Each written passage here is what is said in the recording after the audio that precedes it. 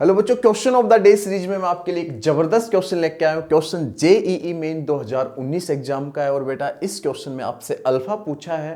Definite integral का question है, एक इक्वेशन दी है डेफिनेट इंटीग्रल में और आपसे अल्फा पूछा है।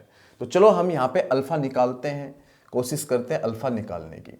तो यहाँ पे बेटा गिवन क्या है, अल्फा से अल्फा प्लस 1 लिमिट है और dx अपॉन में दो फैक्टर है लीनियर इज इक्वल टू में है log 9/8 बेस ई।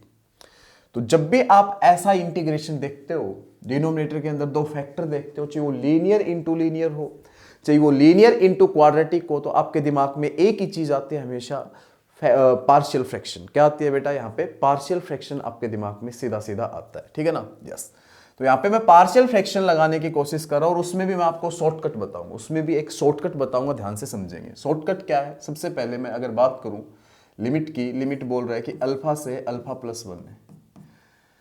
तो बेटा जब भी आपको दो लीनियर फैक्टर देखे और वो लगातार दिख जाए, है ना, x प्लस अल्फा के बाद just x plus alpha plus 1 और वो दोनों लगातार है, तो आपको हमेशा करना क्या है, बड़े वाले फैक्टर में से छोटे वाला घटा देना है, क्योंकि ऊपर 1 है, ऊपर 1 ही बनेगा। बड़े में से जब छोटा ऊपर घटाओगे तो आपका ऊपर 1 बनेगा। ऊपर आपको हमेशा क्या करना है, बड़े वाले में से बड़ा जो फैक्टर है उसमें से छोटा घटा देना है। अब भी बेटा ऊपर 1 ही है, आप चेक कर लो, अब भी 1 ही है, तब भी 1 ही था, 1 dx। अपोन में जो चीज है वैसे की वैसे लिख दो, x प्लस में अल्फा, x प्लस में अल्फा इंटू में x प्लस में अल्फा प्लस 1 और साथ में आपका dx is equal to log 9/8 base e b. ये काम हमें करना है, ठीक है ना। यस, अब इसके बाद आप क्या करोगे, अब सेपरेट करोगे। क्या करोगे बेटा, सेपरेट। सेपरेट करते हैं, तो सेपरेट करके देखते क्या आता है। अल्फा से अल्फा प्लस 1 तो लिमिट है, जब तुम सेपरेट में इसके अपोन में ये चीज डालोगे तो ये कट जाएंगे, आपका आएगा 1 अपोन में x प्लस अल्फा। इधर भी जब तुम इसके अपोन में ये चीज लिखोगे तो x प्लस अल्फा से x प्लस अल्फा कट जाएगा, 1 अपोन में x प्लस में अल्फा प्लस 1 आएगा। साथ में आपका dx है और इक्वल में लिखा है log 9/8 base E, log 9/8 base ई। अब हम आगे बढ़ते हैं बेटा, फटाफट से आगे यहाँ पे हम बढ़ते हैं, ठीक है ना।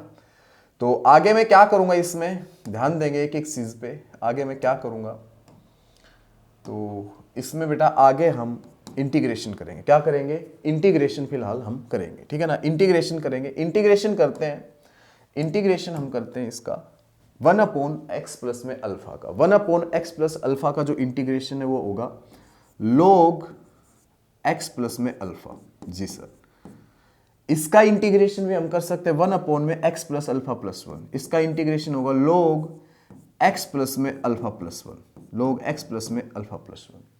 और लिमिट का जरूर ध्यान दीजिएगा, लिमिट है अल्फा से अल्फा प्लस 1 और इक्वल में जरूर ध्यान दीजिएगा log 9/8 बेस ई, ठीक है। बेस ई, बेस ई चाहो तो तुम यहां भी लगा लो, क्योंकि उसको देखते हुए सोल्व करना बेटा इनको, इसलिए इधर भी बेस ई लगा लो।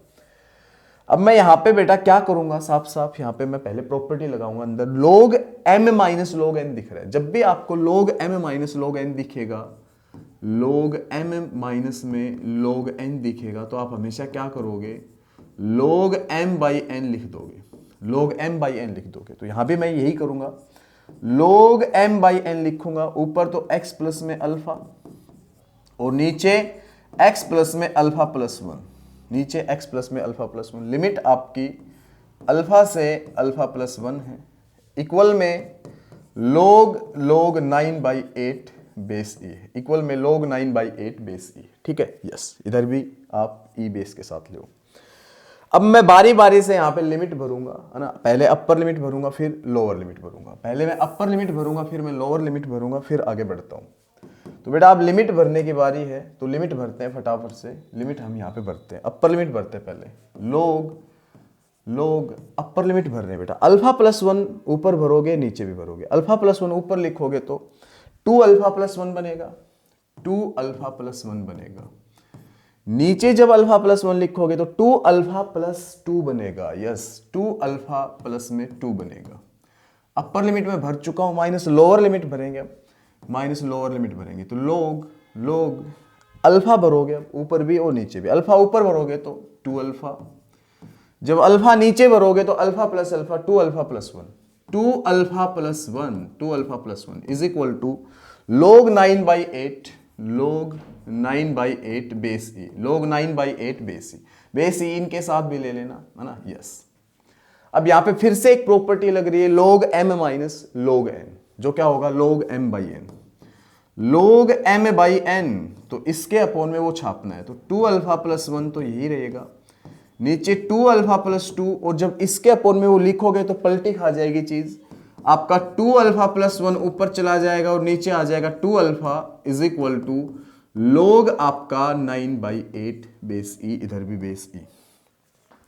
अब बच्चों आप लोग हटा सकते हो दोनों साइड से, क्योंकि आपको अल्फा निकालना है तो लोग हटाना पड़ेगा, दोनों साइड से लोग हटा दो तो क्या बचेगा आपके पास 2 अल्फा प्लस 1 अपॉन में 2 अल्फा प्लस 2 इंटू में 2 अल्फा प्लस 1 अपॉन में 2 अल्फा इज इक्वल टू 9/8। ऊपर 2 अल्फा प्लस 1 का होल स्क्वायर आ रहा है, नीचे क्या आ रहा है वो भी लिख देंगे, 2 अल्फा प्लस 1 का होल स्क्वायर ऊपर है, नीचे ध्यान से देखिएगा, मैं इसमें से 2 कॉमन ले सकता हूं और उसके साथ मल्टीप्लाई कर देता हूं,